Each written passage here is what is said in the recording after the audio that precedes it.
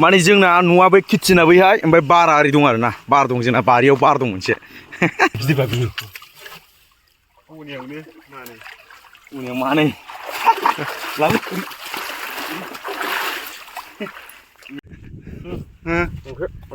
दे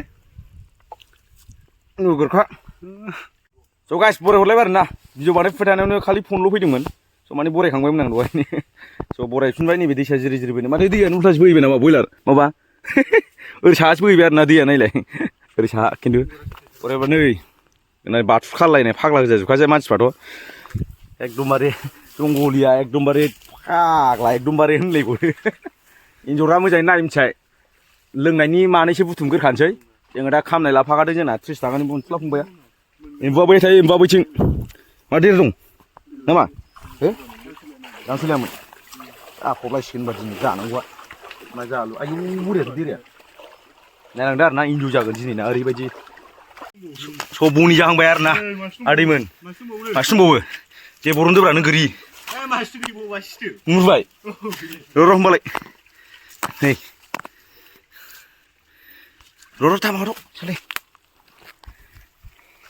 बिदिखौ अफ खालामाखै बोरै बिदिसिनथ' बे लेनि दालां लाबो बरनदो गोरि बरनदोब्रा बर'नि मोजां हम दै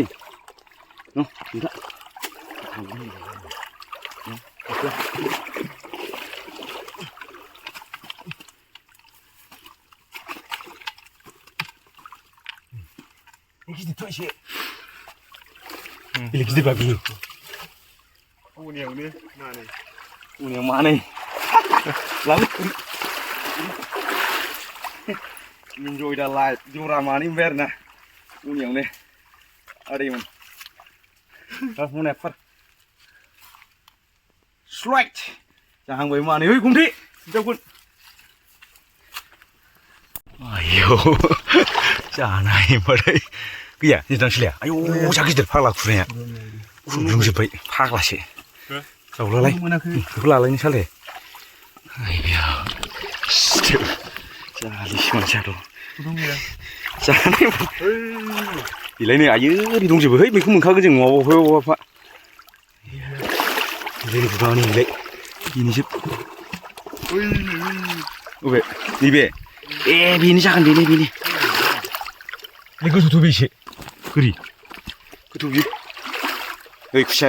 मासे नै बेलायनि खुसिया नै बेलाय आरो ना बेलायनो आदैमोन बे खुसियाखा आरो ना डाइरेक्ट होनखाबाय आं खाथांखा एन्जर दांसोलाय दिनै एसे गिदिर मोनजासिगोनलाय आरो लाय गुदुङा आयौ हंखा जोबथालायबावनो दङ बे गैला दङना साले सेसे होनायसै माथो मार गुदुंसोदां एन्जर हाबनायसो फाग्लासो नों मासे मोनदोंना इलाय एवनोमोन इलाय नों जावनायाव मानैखामोन खनसेनो मोननै जायगा मोननै एम्बु मासे जालाय मासे खलांबाय आरो ना आथिङाव नांहैबाय आंनाव आथिङाव नांफैबावदोंसो जा बारोदे दाबादिनि एम्बुआ फाग्लासो जालिस जाहारिया मय जानाय होनबाथाय फाग्ला गोजा आरो ना माने लोंनायनि जगार आरो ना बियो दिनैनि मोनानि गुड नाइट होनो आरो ना दिनैनि जगारखौ ओइ थांनांगौमोनला मिथिला सेराव जावखोना माखोथाय बेहाय बैनियाव गुड नाइट जगारखौ नोंथांमोना नायलांबाय थाबानो जाबाय आरो ना फाग्ला जायगायाव फैलायबाय आरो ना भिउफ्रा नोगोरखा दुगैनोबो हेभि है हारसा सिख्लाफोर दुगैग्रा आरो ना बे जायगाया ओरैबायदि हांसो दुगैयो हारसा सिख्ला हांसोफोर मजा दै आरो ना बियो लायराय गैया आं जाबाय दानि जुगनि मेंनो रोङै मावथि सेंग्रा हो आयौ दैफ्रा नोगोरजोबखा सालैमोन आंनि साम'आ गिदिरथार दैयाव सोमसै नामा मबाइलखौ आंना वाटारप्रुफा खुसियानि बे मानखोलाङो आरो ना ओरैनो ओरैनो नैबेजों मेन भिउआथ' नैबेमोन नोगोरमोन गोदो दाबायदि दासो माबायदि जाखो मिथिला हो खुसियाबो थागोन मिथिया नैबेजों दावखोबोनायाव खाथांखा डाइरेक्ट होनखायो आं माथो दैयानो रानजोब्बायसो गोरि दैयानो रानजोब्बायसो माथो दे नुगुरखा सेरसे आया गेजेरखौ आदा किजि जख' जागोन खतरनाक कोना है इस इलाका में रहने के लिए कम से कम दिन में 3 लीटर पानी पीना चाहिए। नमस्कार, मैं हूँ मिस्टर बियर ग्रिल्स लाइट। आप लोग को मेरे चैनल में स्वागत है। मैं अकेला हूँ और मैं और मेरा कैमरामैन है हम दोनों ही है इस जंगल में रहने वाले हैं। सबसे ज़्यादा ज़रूरी है कि हम सूरज डूबने से पहले ये जगह वारुं भाई मासिम लेबाय आरोना आरे जालिबो मोनो आरोना सावगुं जायगाया नोगोरजोबखा खिन्थु महालया जोब जायगाया आरोना गोगोम आरो बि गैयाबाथ' गैखायामोन नै ए जौनाया जेबो नङालै इसु एबारावहाय एवनानै जानोसै आरोना नोंथाङाथ' एवनायखौ देखाया जानायखौ देखाया होनबाय थायो नालाय नायनो लुगैयो नालाय दिनै देखायजोबथारसै आरोना एवनाय जानाय दिनै टाइम दङ आरोना दाखालि समफ्राव टाइम गैयामोन फुबाय गालांबाय दखानाव थांबाय बिदि जायोमोन नालाय ओंखायनो दिनै देखायथारसै आरोना नै एकदम एवनोसै खुसिया नै मबाइलाव फिसा नुयो गिजि माथामबो ओमफ्राय एम्बुआबोथ' नैबेखा एरहा बेरहाखा नैबे मानैयानो सिथोबा एखे साइसना एम्बुआबो जोंना खुसियाखौ माबायदि जों बोथ्रोदो ओरैसो जायरा बेलथाय उल्थासो होबाय बिलाइखौ नोमानि बे बिखुंजों बोब्रा नोमा बेजों बोयो ओरैसो माथो बेजोंसो बोनांगौ दा ए जालिलै नों मानसिया नुबाय नों जोंना बिदि बोयो आरोना गासिबो नोंसिना माबायदि बानाय दै गुदुङाव होनो नाङा आरोना जिबनावबो मानसिफ्रा दै गुदुङाव होनानै माबायोना जै दै गुदुङाव होबाय बेनि टेस्टआ मोनसेबो थाया आरोना ओरैबायदि गाज्रि जायो आरो ओरैबायदि मेलेखा मेलेक गुंग्राय बायदि गयो आंथ' मुगैखायो एम्बु एवलायबाय आरोना आदैमोन जाफबलायबाय ओमफ्राय नै खुसिया माने आदैया जोंना जाया नालाय खुसियाखौ माने मानसिया थै गोनांखा अभार जाबाय ओंखायनो एम्बुल' जायै जाहैदों आदैया माने नोंसोर माने रायबाय थायो आंखौ सानफ्रोमबो एवनाय जानायखौ देखायो होननानै आं दिनै देखायजोबसै आरोना नै माने दिनै टाइमा फ्रि जाबायना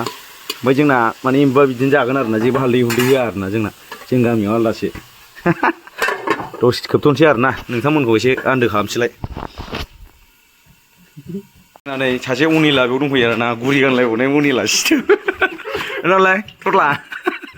अनिला ना बियो आदै दाउ गानग्राया मारै फेमास जाबावबायसो ना आदै नोंहा ना आदै ना मानसिखौ नायबाथ' गेस्टिक गोनां नुखायो नै राइस बियार ना मा जाखो नै फुसखाबो दङ जायाबा देम जाजोबसिगोनथ' बे दा जाखानोसै ना दा जानो नै देखावगासिनो आरोना जोंना मल मल लागाव गाहायाव देनो हाया आरो नोङो लाबो संख्रि हो एसे जाम्बा सानदां जाफबलायबाय आरोना नायनायसै एबाराव माबायदि जाखो बोलो बोलो बोलो बोलो बा रोंबावनांगौ बे बुस्थुखौलाय हा आंल' गोसा बाबु खिन्थु जाख'नो हानाय नङा बेखौ एसे गोरान एवनांगौ आरोना लासैनो दोरजो दर बायदि एवनांगौ आरोना आदैयाथ' आं एवनायखौ मोनजाफेराखै दिनै एसे मोनजासिगोन नङा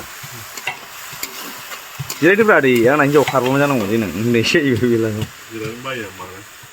माने एवनायजों जानायजों संनायजों जालाजोबसिगोन आरोना जोंनाहाय गोरानाथ' 1 थाखानिखा जोंना खामनाया फानलुआ गोसा होनांगौलै बिदियाव थिंग्रिं ग्रिं जानायनि फाइनालि एम्बु रेडि गाइस होननायसो जाबाय एम्बु रेडि गाइस ओरैहाय मोनबाय आरोना नुदोंसै ओमफ्राय आरो सालथे खुसिया माने मोनबाय आरोना जोंहा आरो सानफ्रामबो बिदि गोन्दा गोन्दि फिसिबाय थानांगौ खम लस जागोन बे आंहा होननायसै सानसेयाव नङा लागाव खुसिया मल मल जाफबलायनोसैलाय नै जानांगौआ खुसिया एवसिनलायबाय आरोना आङो देखायनाय जायासै नोंथांमोननि एवनायखौ स' नुबाय आरोना नोंसोरबो बारा गैया जखायसेल' खुसिया माथामजों बेसे आरोना इन्जय दा लाइफ होनो आरोना बिदिखौ माने जोंना न'आ बै किटचेना बैहाय ओमफ्राय बारा ओरै दं आरोना बार दं जोंना बारियाव बार दं मोनसे